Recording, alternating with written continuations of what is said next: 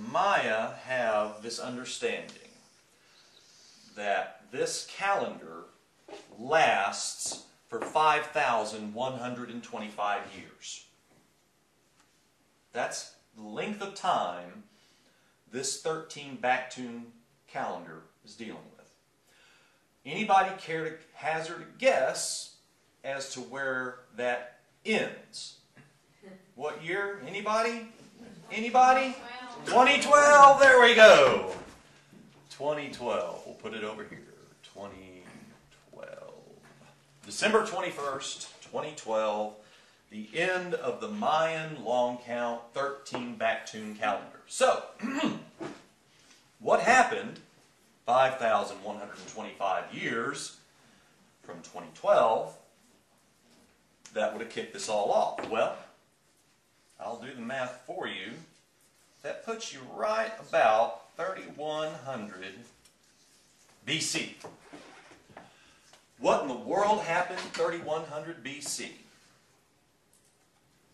Well, historically, this was the beginning of history, and nothing short of it. This was the birth of civilization, and nothing short of it. And it happened in historical terms almost overnight. It happened in a place called Sumer, which we now today call Iraq. It was Sumer before Winston Churchill divided it into Iraq and Iran. You can Google Mr. 5%, and you'll get a great story about that whole deal before World War II. But ancient Sumer, modern-day Iraq, arose this incredible civilization. To put it in perspective, for the 8,000 years before this, mankind was out there still basically real strong hunter-gatherers, tribal in nature, beginnings of what we wouldn't even call towns or cities, but some loose-knit beginnings of some animal husbandry, beginnings, very basics, of some agriculture that they were doing, all very infant in its stage and not well developed. And then, all of a sudden, onto the scene of the world springs civilization, and it starts off running. By that I mean they have advanced writing, language, mathematics, astronomy, astrology, cosmology, physics, laws, everything. They have buildings. They have wonderful structures. If you've ever heard of Babylon, these are some of the things that they did, okay, during this time. And everything since then that we know of history has taken place right in between here, during this 13 back-tune, 5,125 year time period that the Maya, for some reason, were paying attention to.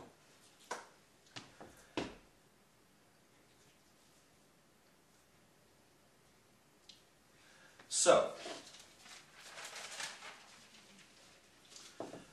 what happened here? 3,100, civilization springs out of nowhere. Everything that we know about civilization, again, started here. Our laws had their origin here. Code of Hammurabi, if you've ever heard of that. Predates the Magna Carta by a long time. The very beginning predates Mosaic law. All of that. Matter of fact, Moses and Abraham's around here somewhere, Moses around there. If you divide this into 13 sections, which I can't do very well, but that would be 13 back-tunes. Each back-tune, let's do this. One back-tune equals 400 years. Okay? 13 periods of 400 years each, starting at 3,100 BC, leading to 2012. As you mark those 400-year periods, what you find, if you look at this, which I urge you not to do now, but later on, what you'll find is all of the historical developments that we know of as history, from the Sumerians to the Egyptians to the Romans and everything, is all contained right here. However, as I said, the Maya were not as interested in charting Chronos time, linear time, certainly didn't know half a world away and a couple of thousand years before their time about Sumer or anything going on there. So what were they tracking? Well, the Maya were very interested in measuring the development of human consciousness. And they saw the development and evolution of human consciousness as part of God's great purpose. Their God, or their name for God, and their symbol, Hunab-Ku, exists at the center of the universe, at the center of our Milky Way galaxy, actually. And it is in Hunab's Ku purpose to raise the consciousness of humanity to the level that it was when it all started at the very beginning, when everything, as they saw it, was at one with the Creator. This is a chart to track not time and historical developments, although you certainly can do that with it, but it charts two divergent paths. One is the development of human consciousness under their concept of 1320 time. Something else, though, that the Sumerians gave us was the division of the year into 12 months, the day into two 12-hour cycles, the hour into 60 minutes of 60 seconds each. The 1260 time ratio frequency originated in Sumer. Before that, every indigenous culture that we have record of worked off of some variation of a 1320 system. And we'll see that in a little bit as we go on. And maybe that's a good time for me to point something out. Again, why we're talking about the Maya. Because, as you're going to see, and as I mention different things, they're going to ring bells in your head, either things that you know from the Bible or from studying other ancient religions or mythology or whatever. You're going to say, well, that sounds familiar, or, well, I've heard of that before. You have. Nothing, almost nothing, that the Maya have left to us is new information. It's been around a long, long time. But the Maya are the most recent example of an advanced indigenous civilization that we still have very excellent archaeological records for. And that's what makes the Maya very useful for studying right now. Because we still have all of the things that they left, the inscriptions, when they abandoned their cities to the jungles for a reason. When we got back to them, we found them pretty much intact and got to learn a great deal about it. So, back here starts the 1260. The Maya are measuring cycles of consciousness. They're looking for how has humanity developed under the 1320. But they also did know that this false sense existed also. What we're going to see, this represents one of 9 different levels of creation that the Maya saw, which is really where we're fixing to go. I'm covering this only because it has to do with the 2012 date. This will get absorbed into our greater discussion. Okay? This is the basis, though, of the calendar that we get the December 21st, 2012, end of the Mayan calendar, end of the long count. Thus, of course, History Channel, Discovery Channel, and Hollywood tell us must mean the end of the world.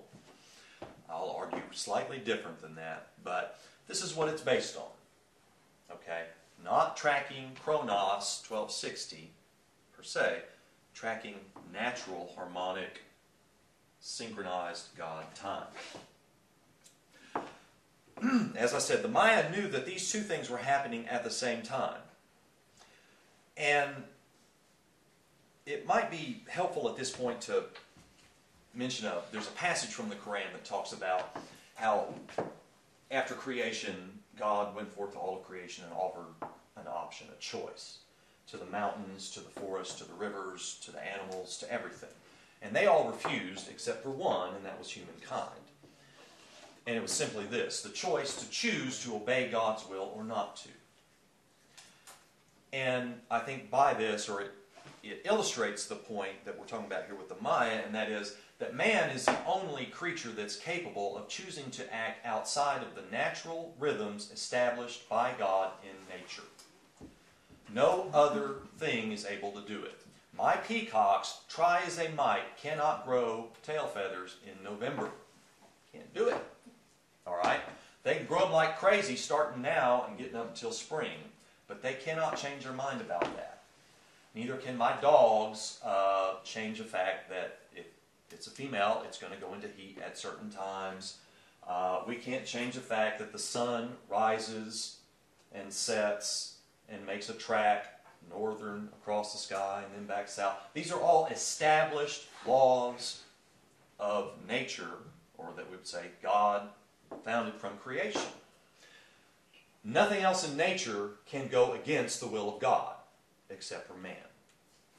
And so while tracking the development of human consciousness, it's also tracking the development of human consciousness under a false precept of time and the rather disastrous results that come from it.